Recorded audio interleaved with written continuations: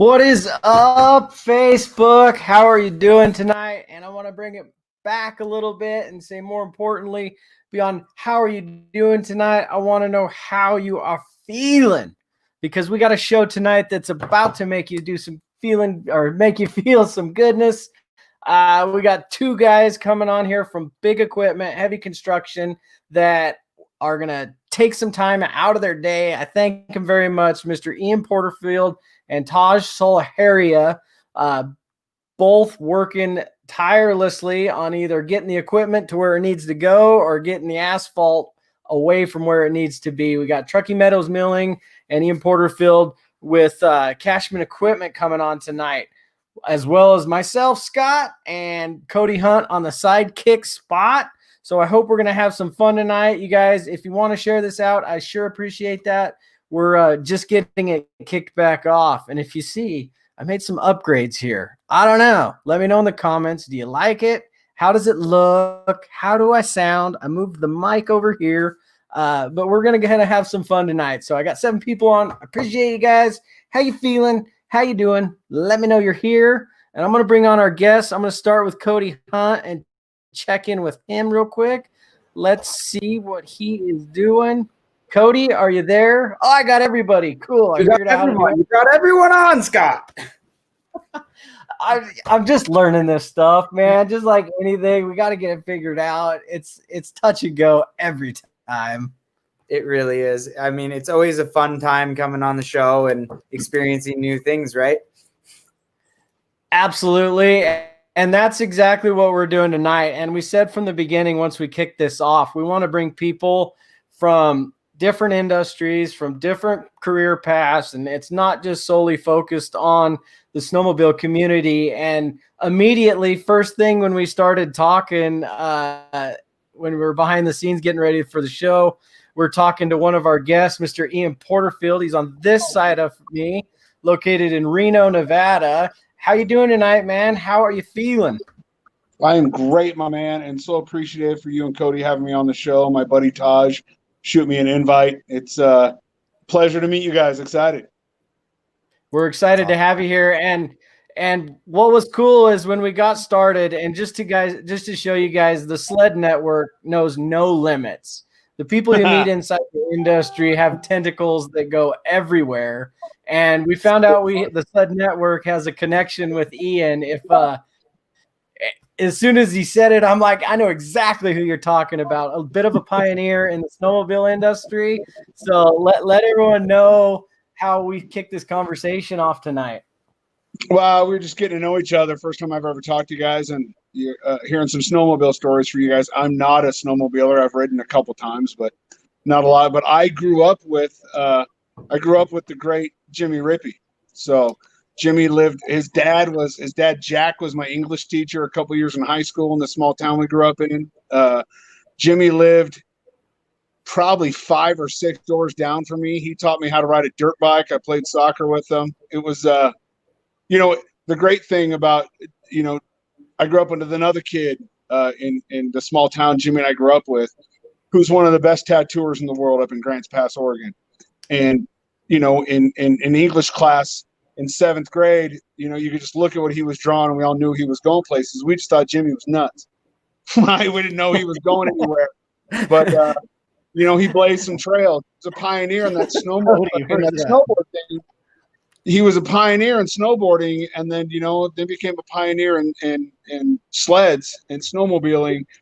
And I run into Jimmy every once in a while in town, a lot of times at the airport for years there here in Reno, but I don't see him very often. But for all intents and purposes, while he was a phenomenal X Games athlete and a pioneer in that whole thing, he's actually become just a better all-around man and father. And it's just some really cool stuff that, it's cool to see that people who blaze trails in certain paths can have such an amazing impact on lives as they move along. So mad respect to that cat and his dad. I probably wouldn't be on this if I didn't know English. So mad respect to his dad. Solid respect for that. And I want to touch on that tonight, because in our chat we were talking about how much, not that it's easier, but you can assess the situation so much better when you get a little bit of age behind behind you, a little bit of gray maybe on the scruff to make those decisions and to see bigger picture versus diving into the. Yeah, I got a little bit of that. I keep it on though, so I don't break myself.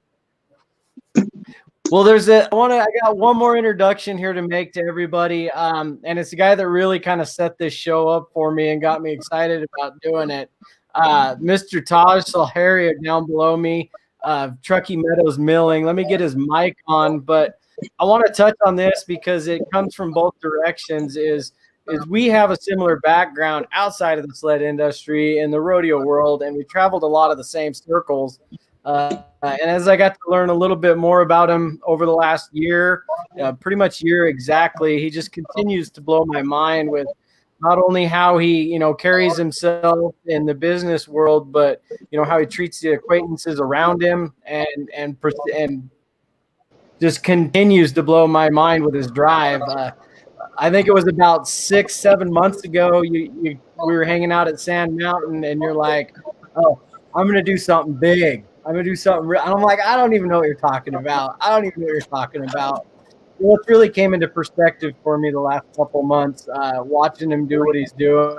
And it's great to have him on. Taj, thank you so much for really putting this together. And why don't you tell maybe a little bit about yourself, so everybody that's watching this gets to know you, and then we can kind of dive into the attitude we're going to talk about tonight. Yeah, so I met you, Scott, through some friends, and we hit it off, and I tried some snowmobiling, which I think you and Cody Hunt are insane. Something about counter steering doesn't work well with me. Straight up, it doesn't work. I mean, I grew up on two wheels, and counter steering a 400-pound sled is just insane to me. So I decided instead of getting put on two wheels and trying to get hurt, that I would go buy a bunch of asphalt mills. I bought a $264 ticket down at Con Expo in Las Vegas in March. Put a business plan together. Thought I was going to have 2 asphalt mills in 5 years. I think I'm up to 5 asphalt mills, and I think I just texted Ian today and said, "Do you have any 822s sitting in Reno?"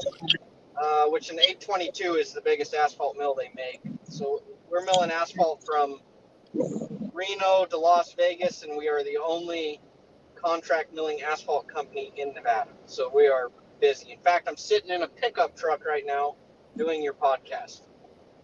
I do appreciate you making the time. I know what kind of schedule you've been running the last couple of weeks, and we're going to kind of unpack all of that. That was a brief summary of kind of.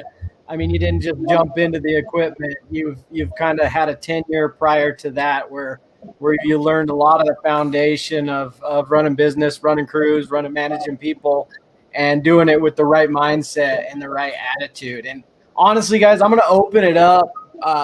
And just to give everybody a little perspective, if you could give like a brief, and we'll just go around the robin. It's just a conversation. Jump in if you want to, but give everyone a brief, like 2-3 minute, explanation of how you attack each day with the right attitude. Every day throws something a little different at us, but if you could just take, say, 2 minutes quick, 3 minutes quick, and how do you pull yourself together and then head out the door and not let the world kick you in the teeth? Ian? Well, I guess the only way I can explain it is, I'm 49 years old. I raised my 3 sons by myself. And we all get the junk of life that goes on, right? Relationship stress and financial stress and work stress and all that stuff. It's unavoidable. But I want to say it's about 10, 12 years ago in my life, man, I'm telling you, I was having a big pity party month. Well, I was feeling sorry for myself big time. And a really good man in my life at that time, a mentor, he was listening to me bitch and moan. And he said, "Hey, I'm going to pick you up tomorrow morning at about 5:30. Be ready." I'm like, "Are you going to breakfast?" He's like, "Just be ready." And he picked me up at 5:30. and he took me down to what was then Washoe Med Center. It's now renowned the hospital here. And at 5:30 in the morning, I walked into a cancer unit, and I watched kids taking rounds of chemo. And he said, "You know what, dude? Life could be a lot worse. You could be taking a round of chemo before you're supposed to go to third grade class. Quit your bitching." And I, ever since then, I can still be a little bitchy when I need to be. We all can. We can still have that stuff. But I don't wake up and have those days, because a lot of people have it worse off than me. I may not have everything I want, but I'm in control of what I got. So it's a good thing. That's money right there, man. Like, That was good. say that again. You may not have everything you want, but I got everything. I'm in control of everything, that I got. Life could be a lot worse. For me, it's been a lot worse than it is now. But that day kind of set the tone for me. I mean, that day really made me realize I was late 30s and just acting like a little bitch. And that day really made me go, you know what? I'm watching a 9-year-old take a round of chemo before they're supposed to go to school. I just stop, dude. Your life's really not that bad. Stop. So every time I sign up for that pity party, I might want to back that off. My life's just not that bad. Just a quick assessment, man. That's a good way to pull it back. I kind of, similar stuff. And I always say, we all kind of face the same things. That was right about the time I was throwing myself the same kind of pity party. And once you lose the appreciation for, like you said, the things you got, you're not, showing that gratitude each day for what you have, and not focused on things that you don't have, or, the job you didn't, or the client you didn't land. It's really easy to pull that back into perspective. So I appreciate that. And you'll never land that client, and you'll never get that job with that mindset. It's not till you have the gratitude mindset, and it's not till you have the right people in your life. Stop surrounding yourself with the enablers that make you feel good, and start surrounding yourself with the spouse or the buddies that will call you on your shit, because that's what we all need. Proper. I totally agree. Taj, where you at on that, man? You've encountered. I've encountered some stuff, man. I fought a lot of fire in my life. I've done ran a lot of medical calls in my life. I've had probably 65 buddies pass away in my life at 36 years old. That's quite a bit. I really didn't think about life too much till I hit about 30 years old. Like, what does life mean to me? So now I wake up every single day, and you got to make the best of what you have. My life really changed when my dad passed away about 5 years ago. But all it takes is that one moment of what I tell people is that one moment of, okay, I just put this lady on a backboard and she's dead before she gets to the care flight. Or I have this family yelling in front of me. Life can be a lot worse, and I don't like to worry about the petty stuff. That makes sense. Scott, you witnessed it. I mean, we were at Sand Mountain. What happened that night? Life can change like that. A casual ride can change instantly and rip it from your hands. And you're in control up to that moment, but when that moment hits you, you lose control. And I want to give you a shout out on that. That's part of that natural instinct and some of those tools that you've acquired through your tenure of career, and whether it be firefighting or medical assistance. It's that muscle memory takes control of the situation. And we can kind of unpack this, I think, as a group, because it deals so much with attitude. No matter where you're at and what you're faced with right now, there's that moment, and that that can kind of flip a switch, and that muscle memory takes care of, takes over. And then it's like, okay, assess the situation. Who do I have around me? What can I do now? What can I do here? And then who will help me there? Medical training, firefighter training dials deep into that. And it's natural. You were off the game or out of that industry for a little while, and you didn't miss a beat with it. I love it. Yeah, I think you and I were sitting there around a campfire. It's like 1 a.m, and someone came up to us and said they were doing CPR on somebody, and I think the alcoholic beverage went away really quickly, and I jumped in a razor and did my thing. So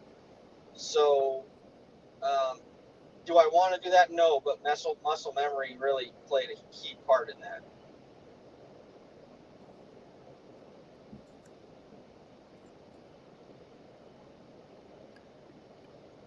Are you good, Scott? Outstanding. Yeah, I'm good. You looked froze there, Cody. I was going to hit you up on this one. Dealing with some of the stuff you have in the backcountry, seeing different injuries and things like that. And I think we may have already talked about this a little bit, but I'll let you take that for a minute. Is when you're faced with, and this is relevant for everybody. I dealt with it today. I was dead set on here's what I got to do, here's what I got to do, here's what I got to do, and then a set of circumstances showed up, and it's like, okay, now your priorities are completely changed. Here's the new thing that we have to deal with. How do you compartmentalize, say if you're in a group of riders out there, how do you compartmentalize, everything that you were going to do is now changed. It's time to take care of it. It's time to take care of yourself and your group or crew. Yeah, so basically in the backcountry, you really never know what's going to happen next, right? Like you go out with a great mindset of this day is going to be absolutely amazing, and we're going to be untouchable, and it's going to be awesome, and it's going to be the best POW day, right? But then something unforeseen happens. Either you have a sled breakdown, or you have an injury in the group, or you have a really big injury in the group and you got to get a helicopter involved. But at that point, no matter what you're dealing with at that point, you just take it head on and you continue moving forward. No matter what the situation is, you just handle it. And you have to have that mindset of just handling it when you're in the backcountry, because you don't have another choice. Either you handle it or you're stuck in the backcountry overnight, or your buddy might die. It goes, a little bit back to the avalanche training and everything. And that's been really pushed in the last 10 years. That's our lifeline, right? Well, our buddies are our lifeline as well. And, you just, when you run into things like that, you just handle it and you know how to handle it. And whether you don't know how to handle it or not, you find ways to figure it out. I feel like that's kind of what you're asking there, right, Scott?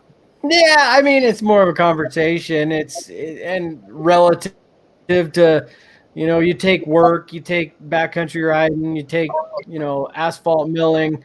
It's an ever-changing environment. Ian probably knows an ever-changing environment better than anybody. He's in the equipment moving game, and everybody that calls him, I'm guessing, because I know when I call places that have the equipment I needed it yesterday, not 6 weeks from now. What are some ways you kind of handle that? Because I'm sure everybody you talk to, it's now, and it's a better piece of equipment, and can I have it yesterday?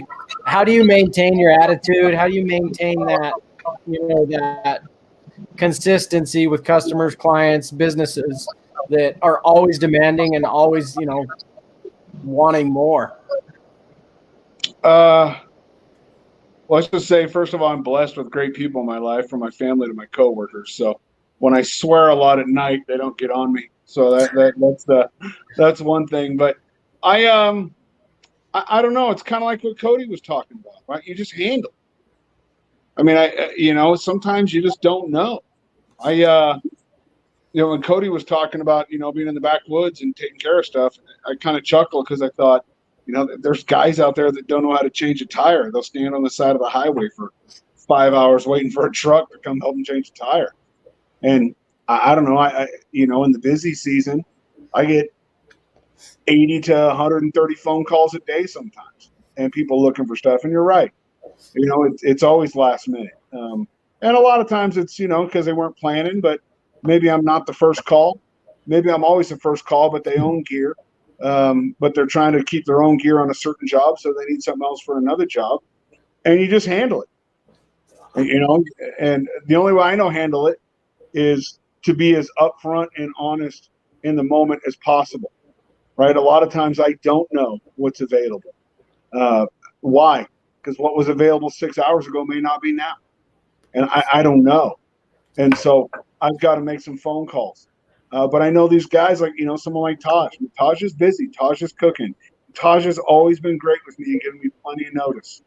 But there'll come a point when he can't because something fell in his lap really fast and he's up for the challenge and he grabs it and he bites it off and he wants to run with it. So I just got to be upfront with him. And just let him know, hey, I can get back to you in, 45 minutes. And then, get off the phone with him and then hammer my back support and try to find what I have. Because the last thing I want to do is if I don't have something that I can get to him, I want to let him know as fast as possible. Because I'm appreciative that he called me. But if I don't have it, he's got to be able to get it somewhere else because he's got work to do. And being a sales guy and a front-facing guy like I am with my background and everything I've done over my life, there was a time in my life in my 20s where I didn't do that. I just want to bullshit everybody and stroke it as long as I could and try to close the deal. And now I don't do that anymore. It's not – I learned a long time ago people over products. Like, I've got a lot of customers that, truth be told, if I lost them as customers, but they remained really good friends, my life would be better. I just, listen, I can always make more money. I can't always surround myself with better men. So, you just, and I guess with age comes some wisdom. Maybe not a lot for me, just a skosh, but I'll take it. That is a definite driven attitude right there, man. You can't always have you can't replace friends. Basically, you're blessed when new ones show up in your life. I gotta say, but wrecking that bridge. I want to hit Taj right now on that, man. You're in the middle. You're in a dynamic state right now with Truckee Meadows Milling, if there ever was one, and it happened fast to you. You're having to make a lot of these decisions on the fly. What, culture wise, relationship wise, you're in a great spot right now to either build, build a ton of great relationships, or on the contrary, you're going to piss a bunch of people off. Can we dive into that a little bit? Yeah, so I'm doing a little bit of both right now. I'm irritating people, and I'm making a lot of great friends along the way. Every day is like this morning, for instance, things were going great. Everything was going fine, and in a moment's notice, something can change, and next thing you know, I need another asphalt mill. So now I'm calling Ian.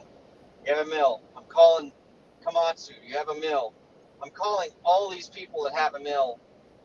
And these mills are not like snowmobiles. They don't just put these on a production line and say, let's build these things. You have to special order them. And the order is about 6 months. So I think I have almost every mill almost in the West Coast right now working.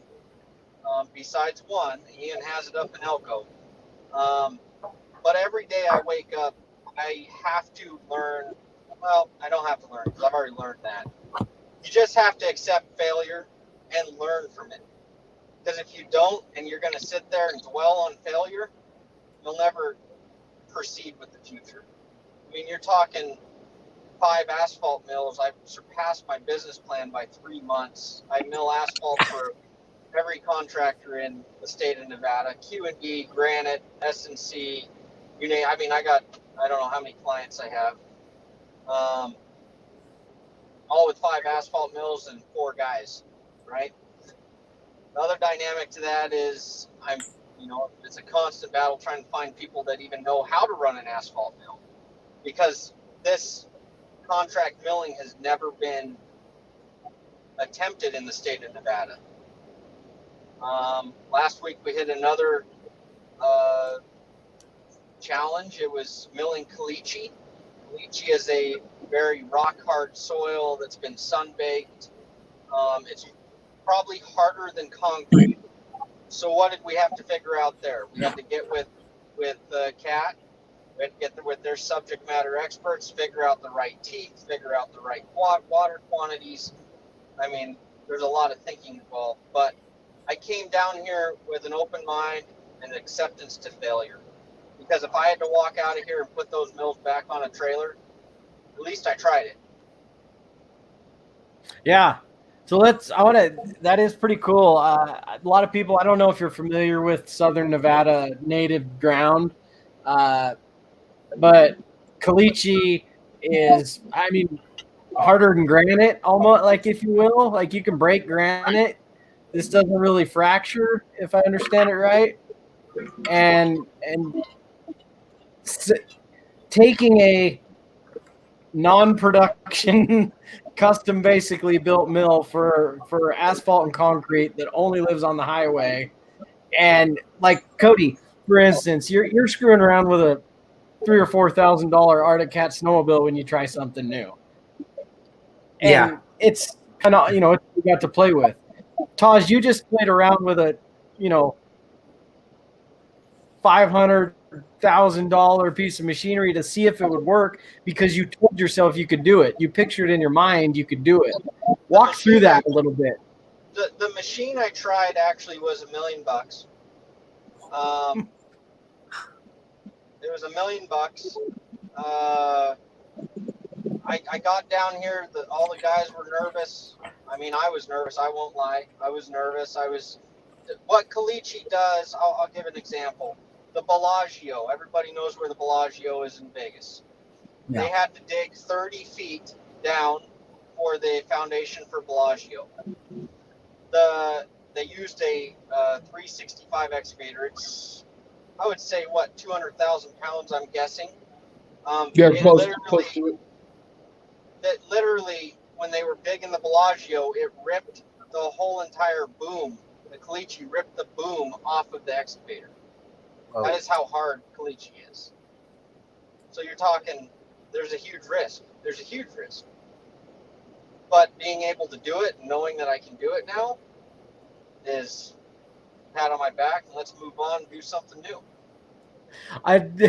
Ian, I know you follow Taj on his social medias, and when that story crossed your news feed that he's like, hey, I'm gonna dump my mill in it,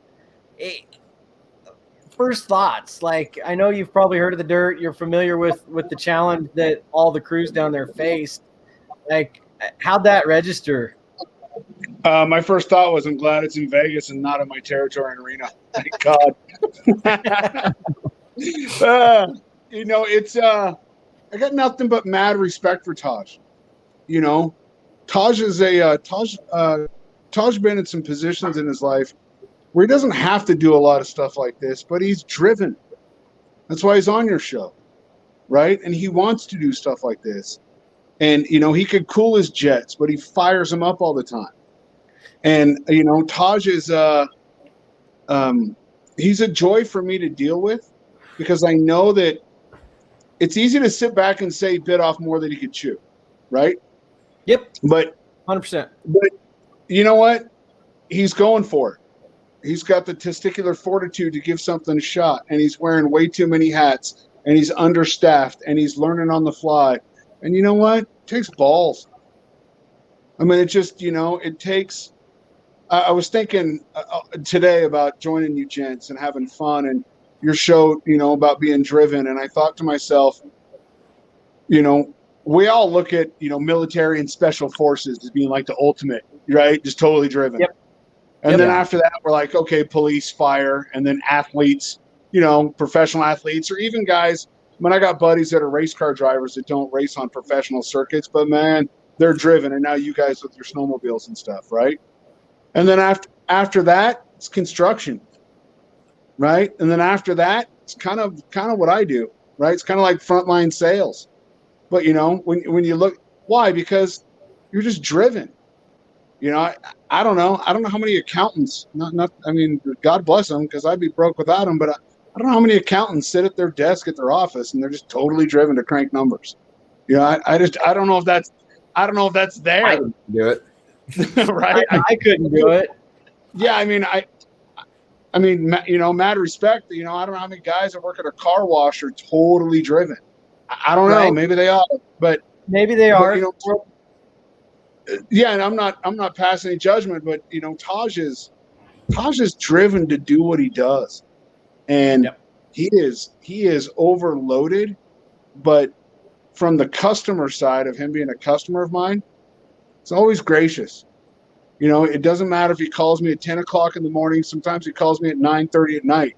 He called me last week on a drive back from Vegas back to Reno, just to bullshit. And I was grateful that he called me, so I don't know, when he took that project, I'm like, cat's nuts. And there's a part of me, it's like, yeah, the balls on that cat are sweet.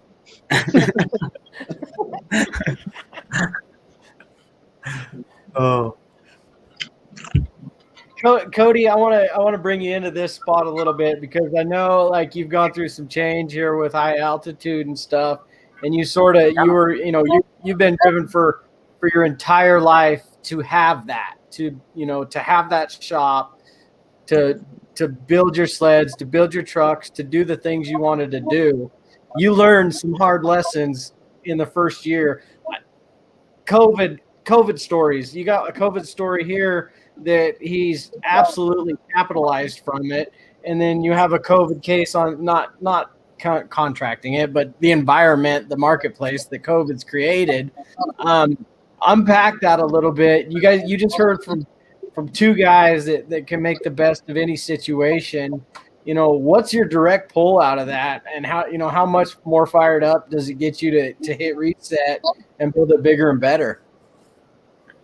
dude, it was pretty rough there for a while. For one, I wish I would have had this conversation a year ago.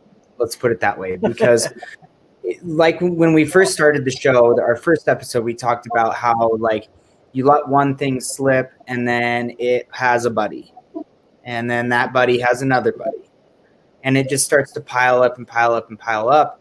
And that's what happened is I let one thing slip, and then it just started to snowball. And I didn't know how to keep that driven mindset. Like 29 years old, running a company, first time, and I am so slammed that I could have never. I was like, yeah, this will be cool for the first 2 years. I'll figure it out. It'll be fun. Well, then I realized I have this huge social media following, and I'm really good at promotion, and I overbooked myself, and it made it to where I literally couldn't even think anymore. Like I was so scatterbrained. I'd walk into the shop and I'd just be like, what is going on? Like, why can I not make anything work? And can I hit pause there? Because I want to follow up on as you're taking 198 plus calls. I struggle with this too, between work and all the extracurricular stuff I got going on, is prioritizing. We focus on it heavily at work. Everything gets ranked. What's priority? Well, we got 12 priority ones, and then all the shit that just hits you, the reactive stuff. How do you kind of juggle that 198 conversations in your head and 12 team tasks you need to hit each day? Well, I'm an OCD freak, so that probably helps. But you just do. I mean, I can prioritize them by level of importance. If someone's calling me about something for a week and a half, 2 weeks out, versus someone calling me for something in 3 hours, right? I mean, I can write it down and things like that. But at my age, would you say you are, Cody, 29? I just turned 30. Okay, so I'm 49, so I got about 20 years on you. I don't overcommit. I used to try to overcommit to please everybody. Yeah, and I watched it ruin personal relationships, friendships, previous careers. And so I don't overcommit anymore. And if I do, I'm not trying to be King Dingaling. I got no problem, looking people that I committed to in the face and being honest with them and going, you know what, man, listen, I overcommitted. And I can't do this. I got to dial this thing back and take it back to basics. Because if I keep overcommitting, right, not only am I going to fail you, but I'm going to fail everybody I've committed to. And most importantly to me, that was my sons. Like, I'm going to fail my kids, so I don't really overcommit anymore, but I do juggle. I try to take what's most important first. I try to take what I know that I can solve right now first. I'm very lucky and smart to not try to be a hero, for a guy that's driven and pretty type A. I make sure I surround myself with other type A's. I make sure I surround myself with other people that can, I know what my strengths are, and my strengths will smoke anybody that shares my strengths. I'll run circles around them. But anybody that knows my weaknesses can put me in a corner quick, man. My weaknesses are weak, and I don't focus on them. Right? I read years ago that, if let's just take singing, right? If you want to be a singer, right? If you're an 8 and you can get to a 10, you'll make millions. If you're a 0 and you can bust your ass and try to be the best singer ever, and you can only get to a 4, no one pays for a 4. So never focus on your weaknesses. Always focus on your strengths. Find other people to counterbalance your weaknesses. Man, I'm grateful Cashman's put me on a team of great people. In my personal life, I got great people that, and I'm just grateful, and I'm smart enough to always find myself into those situations, to surround myself with people that are so much better than me to where I can juggle.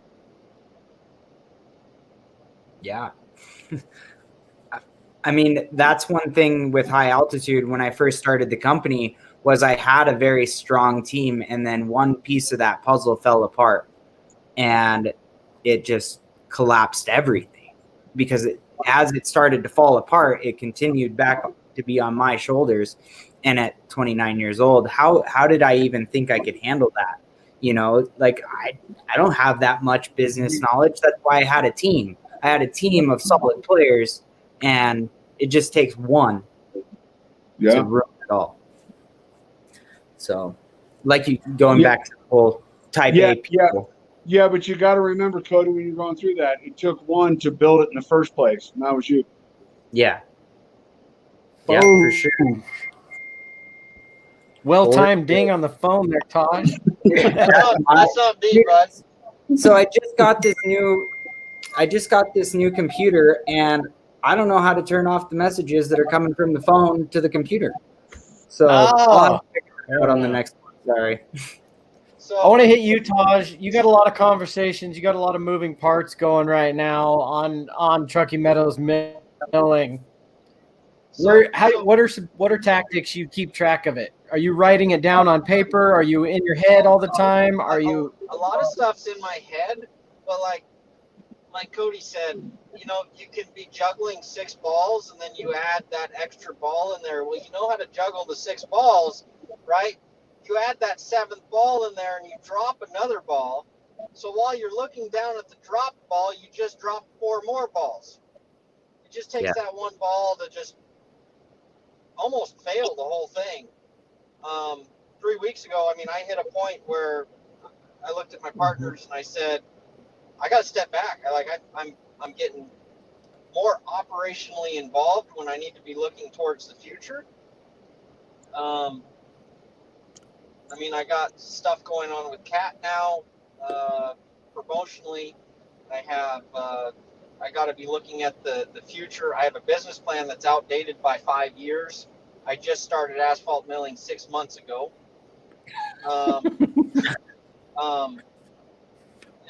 Sometimes you got to step back and grasp or figure out a solution. How can I fix this problem before I drop anything?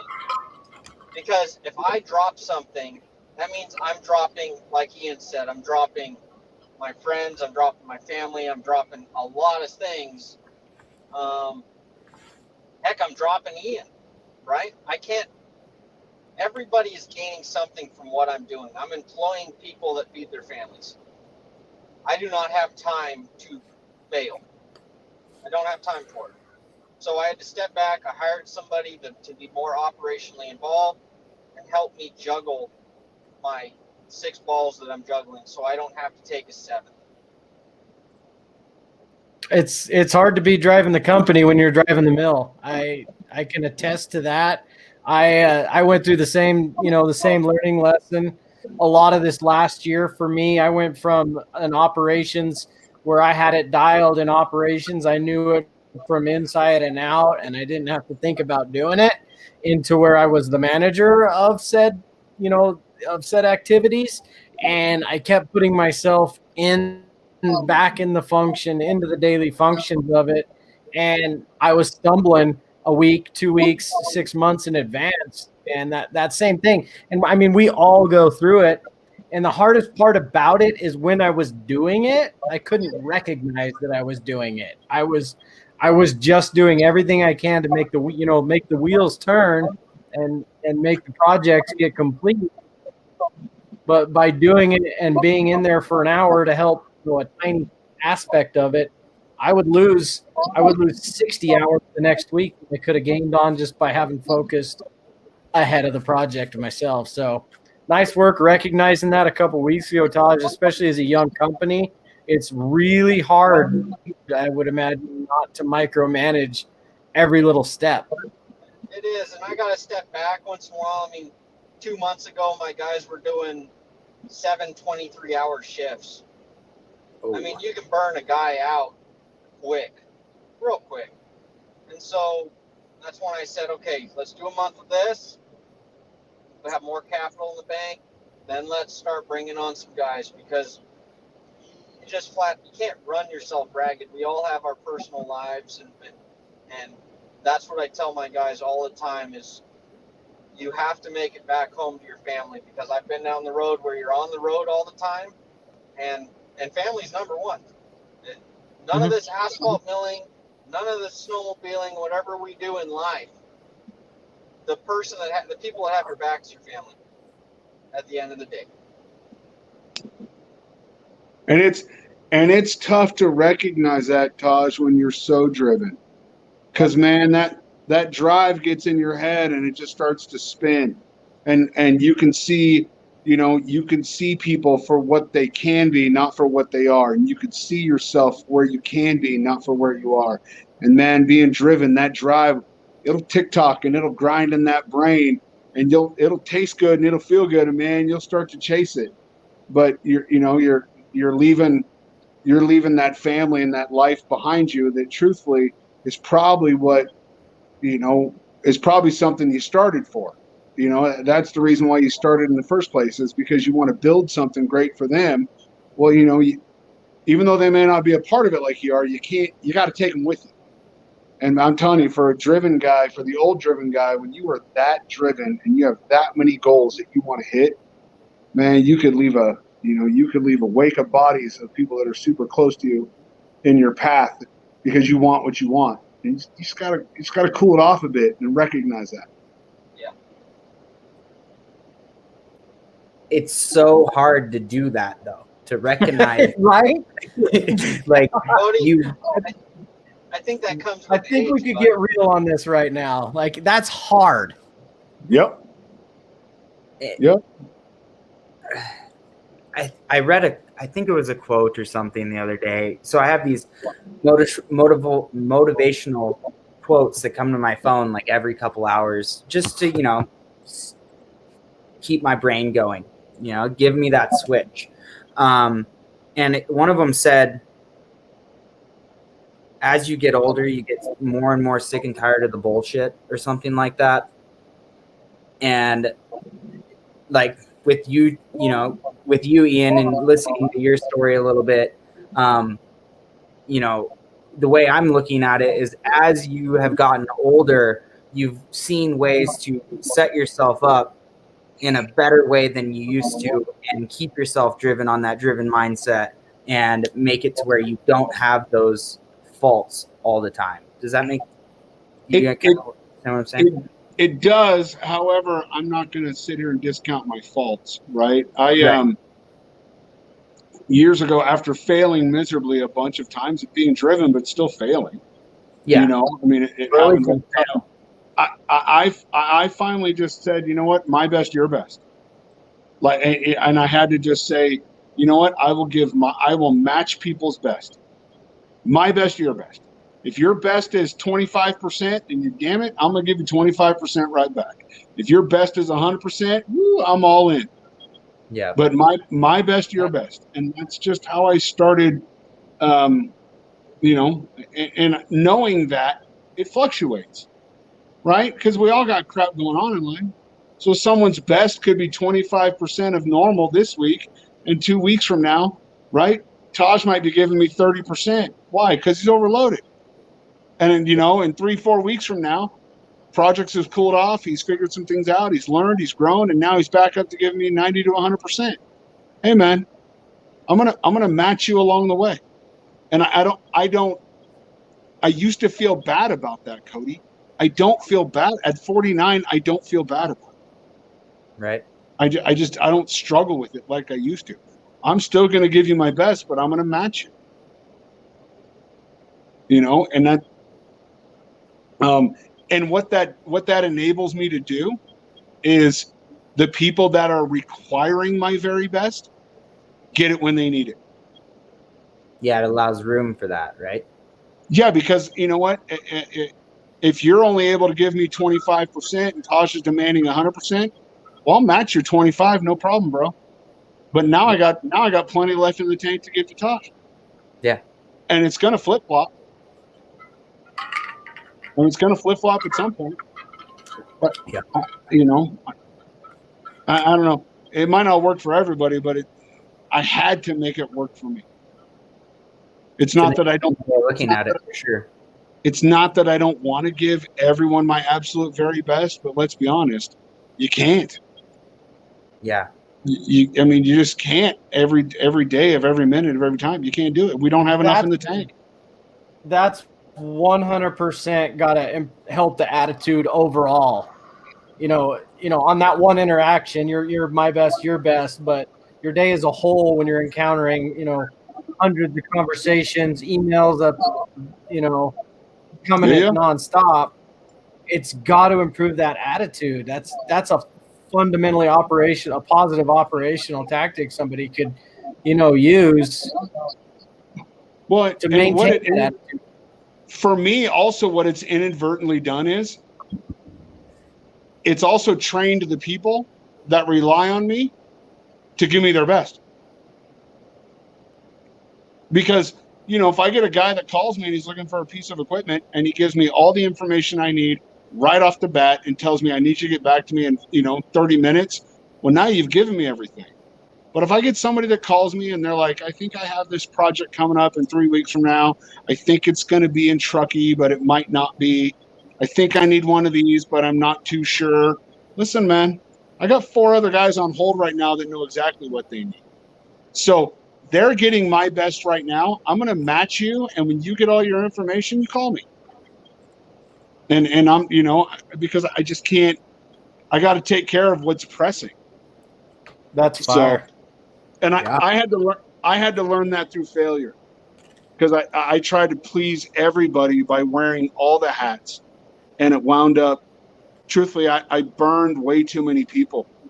You can be driven and drive people away. You can straight drive yourself away from them. Absolutely. Word. And I learned that lesson a lot this year, for sure. Man, last month, I mean, am I driven to take every single job that comes to me? Yeah. But am I able to? No. I mean, I walked away from $300,000 worth of work last month. Just walked away. Because I can't please everybody. I can call Ian 300 times a day, but he only can do so much. And you got to accept what you're able to do.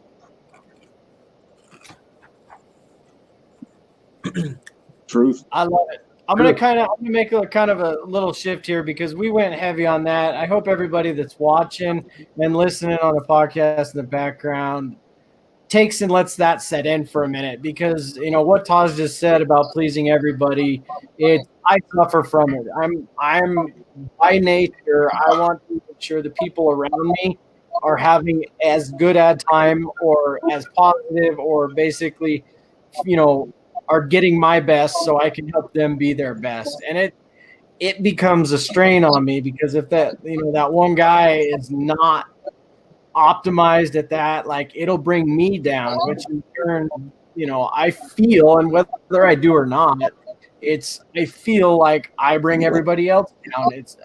I think there's a word for it, empathy, or it's kind of operational like that. But I hope everybody lets that register with them. If you're struggling with trying to please everybody, you're basically multitasking yourself into getting no jobs done. Correct.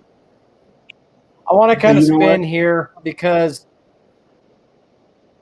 Go ahead. I was just going to say, Scott, you got to go from stop pleasing everybody to just add value to everybody, because you can add value to people without pleasing them. For sure. Yeah. Add value. So where do you want to spin it, Scott? Dustin Lockwood says, you can't please everyone. I hate turning down work too, but you have to be honest with them and be honest with yourself. And we talked about that earlier. Looks like Taj got disconnected. You can hop back on in a minute. But all right, so we're driven people. The attitude, you harness as much as you can out of the day. You try to fulfill your day as much as you can to add to your life, to add value to other people's life. Ian, when you check out at the end of the day,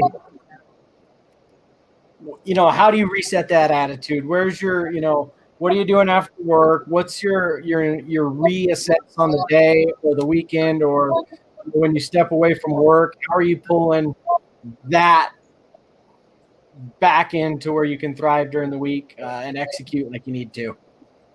Oh, I just try to replenish. We all need that time. And about 7 years ago, I became a cigar guy. So, my thing, I love to ride my Razor. My fiance has been one of my best friends for 20 years. So she doesn't take my shit. She'll call me on that stuff all the time. And she knows how to put me in check like no one's business. My 3 sons that are all older and out of the house, they're like, "Hey, Pops, no." But for me, a cigar, it's not for everybody, but a cigar, you could smoke something and it takes you, 2.5 minutes to take a hit or to rip a cigarette. A cigar takes me an hour to sit and enjoy it, because I don't want it to go out. I don't want to relight it 500 times. So it forces me to calm and chill for an hour. And a lot of times people will ask me, what's my favorite cigar? And I always say, it's that one that I had with my brother. It's that one that I had with my son. It's that one after that shitty week when I was by myself in the backyard sitting by the fire pit and it was cold as hell and I didn't have any wood for the fire pit and it was dying. But damn, I was in my own thoughts for an hour and a half without any interruptions. Man, I needed that. So that I'm not sure if that's what you're asking, Scott, but that's kind of my thing. Exactly. A lot of guys do a lot of things, but I like playing. I got a puppy. I like playing with my dog and razor riding, and I'm a sports guy, and I like the arts. And there's a lot of things I like, but a cigar forces me to take an hour of my time and give it back to myself. That's exactly what I wanted to get to, and I wanted to focus on. I know Taj hasn't had much of that time lately. I did see he's getting a pedicure the other day, so maybe that's his new inner release to relax in between changing the world. But you kind of cut out there when I asked the question, man, what's your way? You're running 80, 90, 100 hour a week right now. How are you staying balanced? How are you staying focused, and what pulls you back to center? Yeah, so mostly on the weekends, I'm just lately I just sit at home. I'm just that wore out. I'm done. I sit at home. I talk to the girlfriend. And that's basically my weekend. If my kids come, great. I love to hang out with my kids. I forget about everything else. Funnest kids I've ever been around. Well, they're my kids, right? So of course they're fun, but they keep me on my toes, and you got to step back and enjoy yourself once in a while. It's not all about work. When I started this, I was like, okay, it's work, work, work, work, work. No, you just got to step back. That asphalt mill is going to sit on Main Street, whatever town it is in Nevada on Monday morning, and it's just another job. It's just another job, and you only get one life. Enjoy what you want to do in life. Dude, that's And really. I mean, you got like I want to hit that just real quick. It's just gonna sit there. It's just a job, man. You got millions tied up sitting there on the side of the road, and you just gotta disconnect from it. That's that's huge. That's insane to me. I love it. It's perspective, really. It's but that's cool to hear you say that that's possible and you can do it. And Taj and I have been flirting the last 2 months by going for a razor ride and smoking cigars together. So that'll happen soon too, bro. All right, sounds good to me.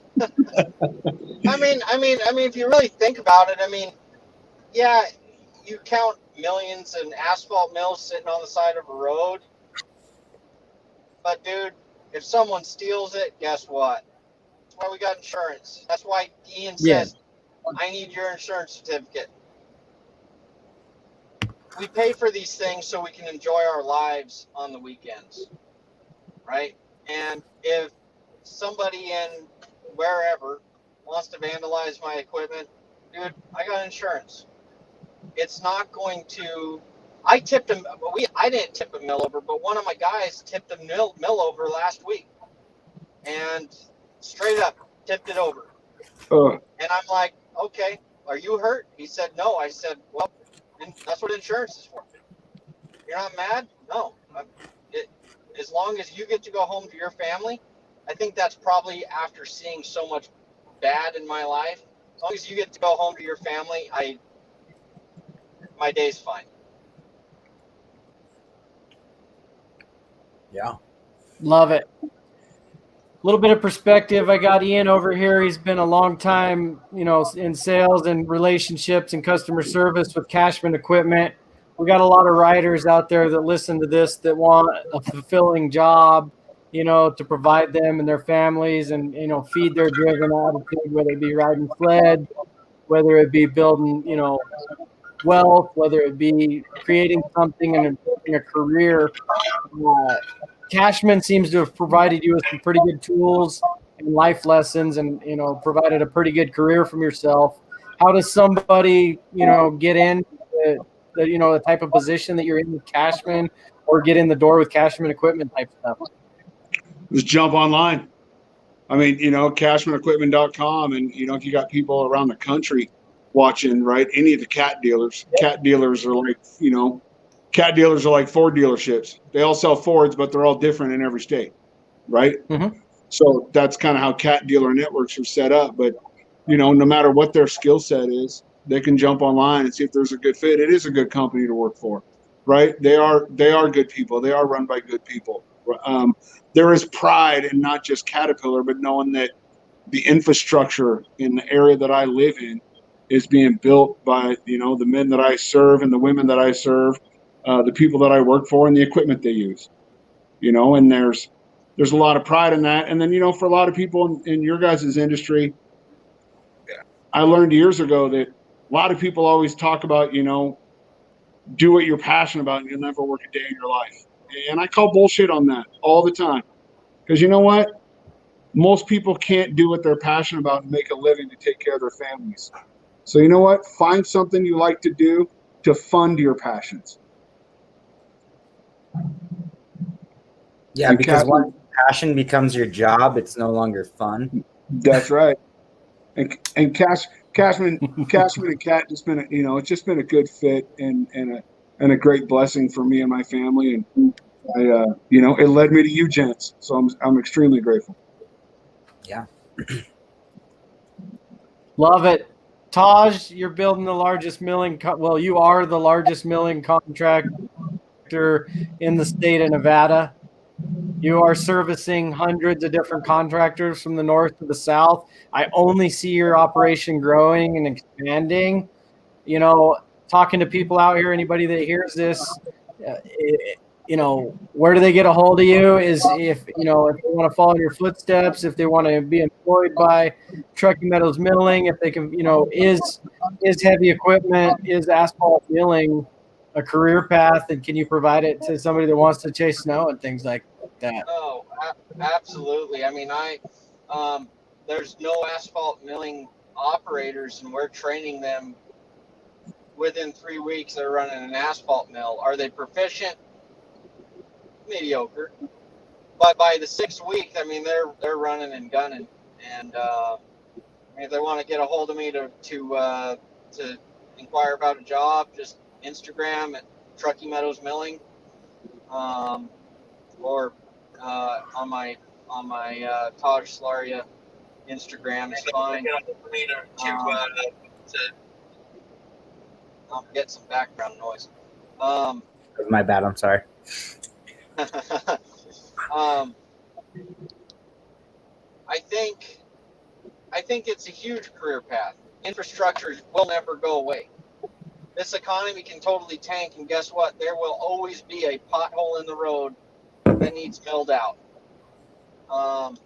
If someone ever wants to open a company, I hear a lot of people say, hey, let's take baby steps. The worst thing that can happen to you is you're going to get bankrupt. That's it. You're going to pick back up, and you're going to go back, and you're going to find a job after you go bankrupt. What else can go wrong? It's better than taking a round of chemo. Exactly right. Boom. Perspective check. I would rather, I don't foresee myself doing this, but I was talking to one of Ian's big bosses today, Mike Packett. Sorry, Ian, I had to go there. I was with your boss today. Mike Pack is the president of Cashman Equipment. I was sitting in his office, and I said, Mike, everything fails. Everything fails in life. Every company will fail eventually. It's just a fact. It's just are you willing to accept it? And I've just been willing to accept failure. Walk away. Nothing is ever guaranteed. No. Ever. No. Unless you stop, then like we talked about. Then you're guaranteed to stop. That's guaranteed. That's where it ends, when you stop. Yeah, and if you fail, failure is part of life. Something we have to deal with on a daily basis. But it's not about how many times you fail or how hard you failed. It's about how you get back up and you move forward. Yeah. That's the way I look at it. Well, guys, we've kind of rounded the 1 hour mark, and I know people's time is extremely valuable. So if you like, I think we kind of did a good wrap up there on perspective, but if you want to shout out one more thing, this is your opportunity to do that. And then before I totally hang up, I'm just going to say the live is stopped because last week when we ended, we had a rad conversation for like 5 or 10 minutes, and I'll just let people that want to hang out and listen to that casual conversation. So quick wrap up. What's your final thoughts? Ian, go. Oh, I just appreciate the time. Taj is a customer of mine, but you guys in different industries, I appreciate the professionalism and the drive and welcoming me in and giving me the opportunity to learn from you. It's an honor to see other guys, especially younger guys than me, in the world we live in today that, wants to water everything down, especially for the driven. It's really, really rad to see people, stepping up and filling those gaps. So it's been an honor and a pleasure, gents. Thank you. Thank you, Absolute honor and pleasure for me too, man. Thank you. Scott, when we came up with this idea, I did not expect to be having conversations where I feel like I need to be sitting here with popcorn. This is what I set out to create originally, and it was getting there. But I feel like this reboot is just a chance to actually do it, man. These are the real conversations that people are scared to have in the background, or you can pick up the phone and do it one-on-one with people. It's a lot easier. But the collective brain we have on this screen of 4 people right now is insane. So of course it's going to be a rad conversation. Yeah, it's always cool to get people that have the same mindset around you. It's insane how well it just meshes, and then all of a sudden you go to work and you just make cool shit happen. And it starts to build and build and build, and yeah, man, it's just rad. And I'm super stoked to be able to do this with Driven and have these conversations. I know 3 weeks ago when we first started up, dude, you were having bad weeks, I was having bad weeks, and now we're doing 3 weeks into Driven, and here we are like having these driven mindset conversations, and it's just rad. It just changes so much perception on so much every day. Taj, you're sitting there quiet. I feel like you got a bomb to drop right here. The biggest thing in life is that I live by is it doesn't matter how much money I'm making or how little money I'm making or what I have. I'm just the same as the guy sitting next to me. I'm exactly the same. I'm no better. I'm no worse. We all have failures, and if you go around walking around thinking you're all that, you will fail. I promise you will fail at some point. But if you go around knowing that you're just human, doing your thing, you'll be just fine. You'll be successful. Kind of be humble about it, right? In a sense. That's it. You got to carry the humbleness with you. I've lost that, dude. I've messed that up greatly a few times where self-inflated, right? You kind of like you're on a winning streak basically, and you're like, I'm untouchable. Right. And then boom, one extra ball lands on you and bam. Here you go, world.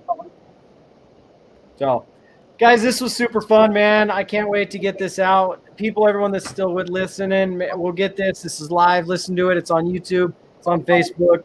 And soon as we get it dialed in, it'll be on podcast station near you. This is Driven Mindset.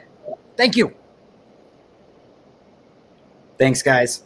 Thank you. Thanks for having us. Thank you guys so much. Appreciate you. Appreciate you.